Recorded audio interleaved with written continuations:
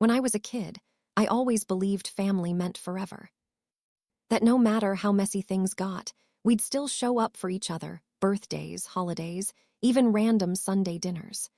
But as I got older, I started realizing that in my family, forever had fine print. My name is Claire, and this story is about the day my family decided I wasn't good enough to sit at their table, and how, years later, they were forced to watch me on television, wishing they hadn't erased me. It all started 6 months before my cousin Lily's wedding. She was my favorite cousin growing up. We used to stay up late watching cheesy movies, talking about crushes, and planning imaginary weddings of our own. So when she got engaged, I expected to be the first person she'd call. I was. Weeks passed. I saw posts, pictures, family group chats buzzing, but my name never came up. I told myself maybe she hadn't finalized the guest list yet. Maybe the invitations were delayed. But then one day, my aunt accidentally sent a message in the wrong group chat, a screenshot of the seating chart. Everyone was listed. My parents, my brother, my cousins, even my dad's coworker's son I'd only met once at a barbecue. But not me. Not a single trace. At first, I laughed it off. I told myself there had to be a mistake. But when I asked my mom about it, she didn't even flinch. Claire, you know how things have been lately.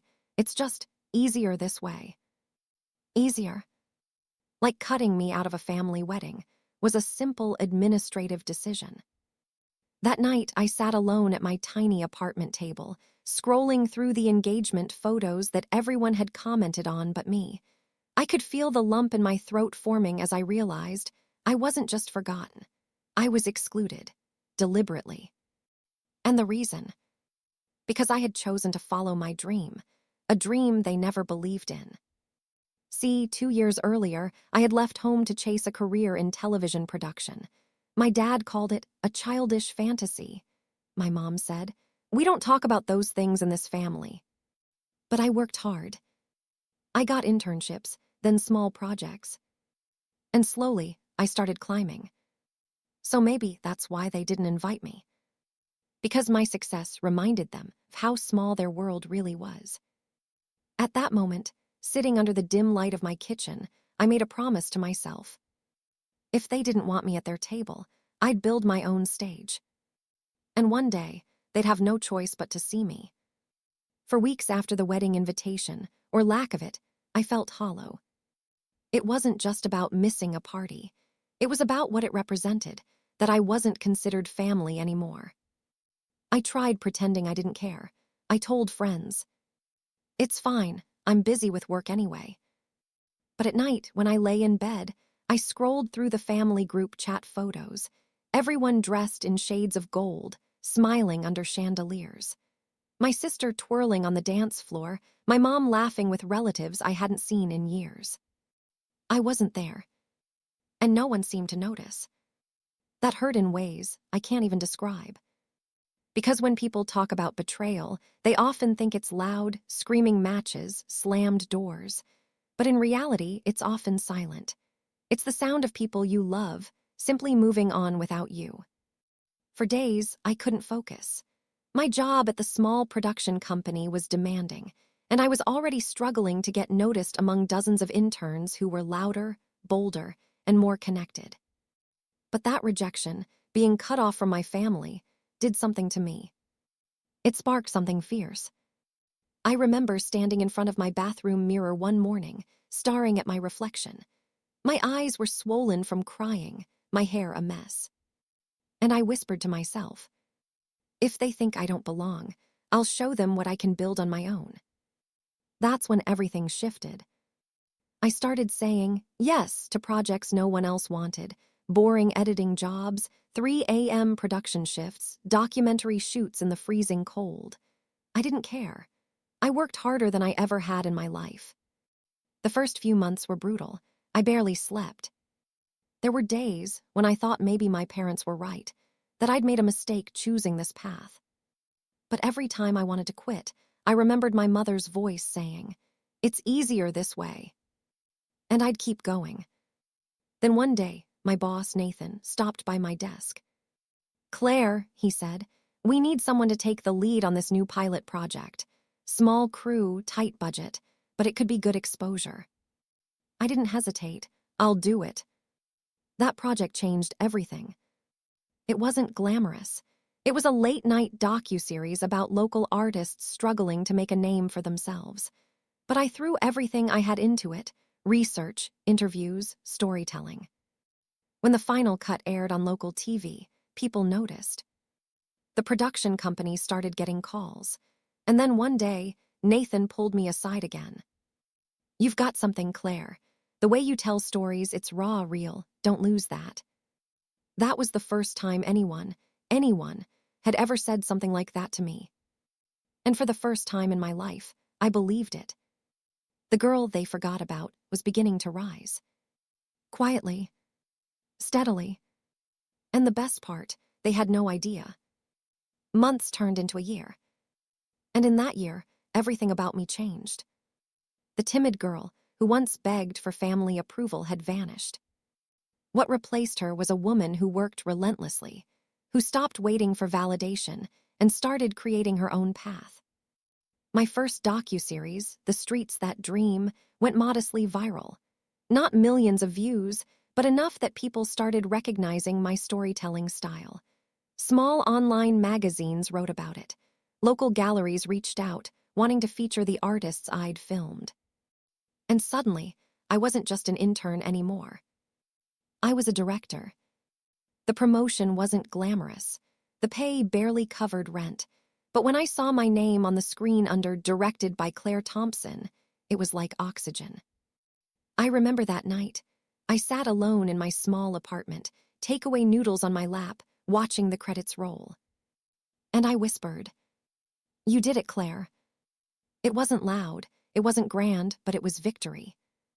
Still, I never heard from my family. Not a call, not a message, not even a text on my birthday.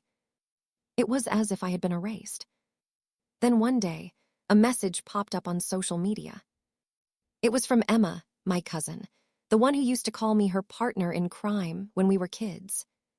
"Hey Claire," she wrote, "saw your show online. Everyone's talking about it at family dinners. You're doing amazing." I froze. Family dinners. So they still met, still gathered, still lived their perfect lives but without me. And yet, they were talking about me. It stung, but also thrilled me. The next project I worked on was bigger. A national TV segment on young women entrepreneurs breaking barriers. I directed the pilot episode, and when it aired, it exploded. People were moved, emotional, inspired. And suddenly, my inbox was full of offers. That's when everything started to accelerate. I was invited to panels, interviews, and even got a call from a major streaming platform. They'd seen my work and wanted me to pitch a concept for a new docuseries about resilience, real people overcoming silence, struggle, and rejection. I didn't even have to think. That story was my life. I called it Uninvited. It wasn't just a show. It was a mirror, my way of reclaiming everything that had been taken from me. I poured my pain into it, every ignored message, every empty seat at Christmas, every photo I wasn't in. And when Uninvited finally released, the world responded. It became a breakout hit. Critics called it emotionally raw, a revolution in documentary storytelling. People wrote to me, saying how it made them feel seen. And that's when the emails from my family began. It started small, a forwarded article from my mom with a note. "We saw your show. Looks like you're doing well." No apology, no emotion, just a statement. Then my dad reached out. "We're proud of you, kiddo. Maybe we can catch up sometime." Catch up? As if the years of silence never happened. I didn't reply. But the truth was, a part of me wanted to. Because no matter how strong we become, there's always that quiet, hidden child inside us, still waiting for their parents to finally see them. That night, as I sat in my apartment, now a little bigger, overlooking the city lights, I thought about that family wedding. The one I wasn't invited to. The one that had broken me. And I realized something. If they hadn't closed that door, I never would have learned to build my own. Still, the story wasn't over. Because the next time they saw me wouldn't be through a text or a rumor or a forwarded article. It would be on national television, with my name in bold letters, and a host saying, "Please welcome the creator of Uninvited, Claire Thompson." And this time, they wouldn't be able to look away. The premiere night of Uninvited was everything I had dreamed of: cameras flashing, the soft glow of red carpet lights, and that electric hum of anticipation in the air. For years, I had been the one holding the boom mic, setting up lights, fetching coffee for someone else's dream. Now, it was my name on the giant LED screen above the theater entrance. Uninvited, created by Claire Thompson. I smiled at the irony. All those years they didn't invite me, and now the world had. Inside the theater, the energy was overwhelming. Celebrities, producers, journalists, all shaking my hand, praising the authenticity of my work. But while everyone saw a confident woman owning her moment, inside, I was trembling. Because at the corner of my phone screen, I had just seen their names. A notification popped up. "Mom and Dad Thompson have tagged you in a post." Curiosity clawed at me. I opened it. A photo. My family, standing together, dressed up, smiling beside a TV showing the Uninvited poster. The caption read, "Proud of our daughter Claire on her big night. Family always knew she'd shine." My breath caught. Family always knew. I stared at the screen, the noise around me fading into a distant echo. I wanted to laugh, or maybe cry, I wasn't sure which. They hadn't even called when I was struggling to afford rent, or when I was in the hospital from exhaustion last year. But now that the world knew my name, now I was our daughter. My PR manager noticed my face. "Everything okay?" she asked softly. "Yeah," I said. "Just ghosts showing up in the spotlight." That night when I walked on stage for my interview, the host smiled and said, "Claire, your story has touched millions. It's personal, raw, and it's given a voice to so many who felt invisible. What inspired Uninvited?" I looked into the camera, and for a second, it felt like looking straight into the eyes of my family. "I made it," I said slowly, "because sometimes the people who love us the most can also silence us the deepest. I wanted to show what happens when someone stops waiting to be seen and starts shining on their own." The room went silent. Even the host hesitated, eyes glistening.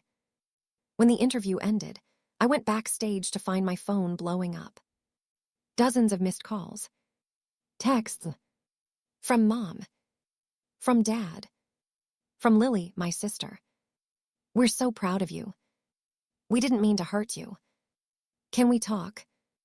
And then, a final message from Lily that made my hands tremble.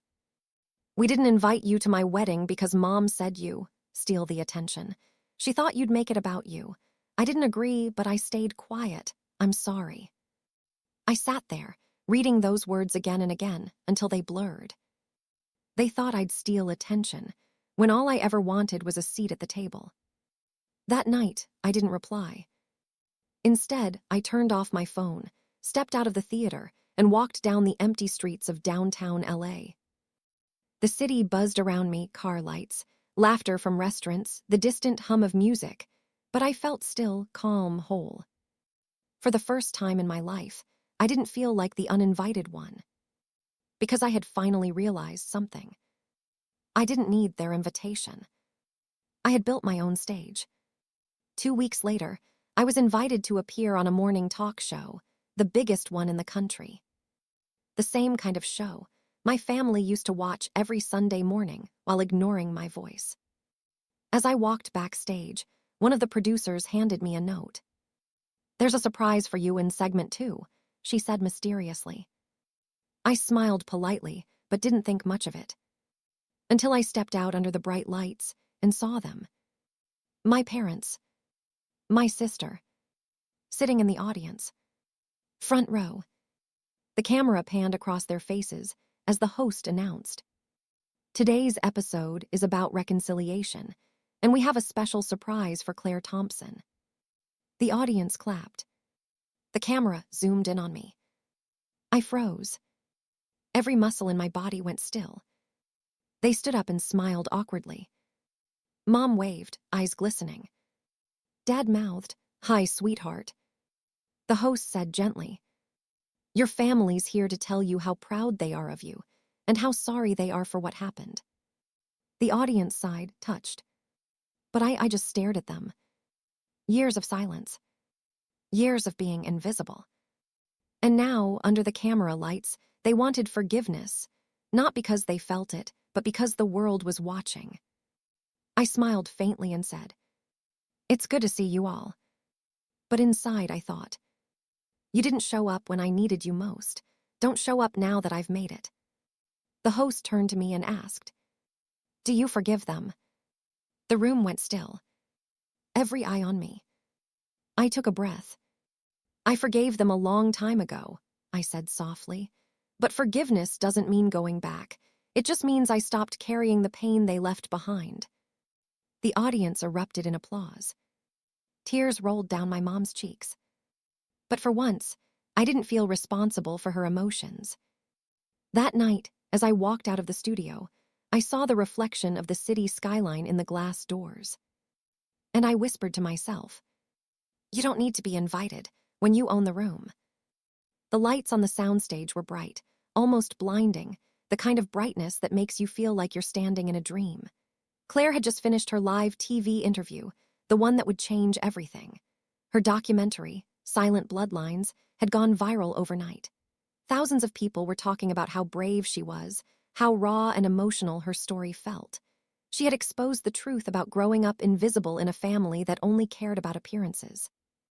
And ironically, that same family, the ones who hadn't even invited her to her own sister's wedding, were now glued to their television screens, watching her every word. When the cameras stopped rolling, Claire took a slow breath. For the first time in her life, she didn't feel the need to prove herself. She didn't need validation or applause or forgiveness. She finally felt free. Later that night, when she reached her apartment, her phone was buzzing nonstop. Messages from journalists, filmmakers, even strangers who said her story gave them courage to confront their own families. But among those hundreds of messages, one stood out. It was from her mother. "Claire, your father and I watched your interview. We didn't know you felt that way. We're proud of you. Can we talk?" Claire stared at the message for a long time, her thumb hovering over the screen. For years, she'd dreamed of hearing those words that they were proud of her, that they finally saw her. But now that it was in front of her, it felt hollow, because she knew why they were reaching out. It wasn't about love. It was about appearances again. They were scared people would see what they'd done. Instead of replying, she scrolled through social media. Her sister, Chloe, had just posted something too. "So proud of my sister Claire for her success. We always knew she'd make it big red." The caption made Claire laugh, not out of anger, but disbelief. The same sister who once told her, "You don't belong at my wedding," was now pretending to be supportive. She clicked on the post, typed a calm, short comment, and hit send. "Glad you're finally watching." That was all. No drama, no revenge, just quiet truth. But the internet didn't stay quiet. Within hours, people began digging into old photos, old posts, and found the wedding pictures, pictures where Claire wasn't there. People began connecting the dots, and suddenly her story wasn't just a documentary. It became a mirror for so many others who'd been treated as outsiders in their own families. A few weeks later, Claire got invited to speak at a global arts conference in London. She walked onto that stage, this time not as someone who'd been excluded, but as someone who had built her own door when no one would open theirs. Her words echoed across the hall. "When people try to erase you, don't fight to be remembered by them. Build something so big, the world can't forget you." The audience rose in applause. Meanwhile, back home, her parents watched her speech online, silent, regretful, but still unable to reach her. They had lost their daughter, not because she ran away, but because they never thought she'd rise this high. That night, Claire sat on her balcony overlooking the city lights. Her phone buzzed again, This time, it wasn't family, it was her producer. "Claire, you ready for season 2?" She smiled. "Yeah, let's make it about healing this time." Because she wasn't broken anymore. She didn't need their apology or their approval. Her life had already become the most powerful response possible. And in that calm night, beneath the soft hum of the city, Claire realized the ultimate truth. She was never meant to fit into their story.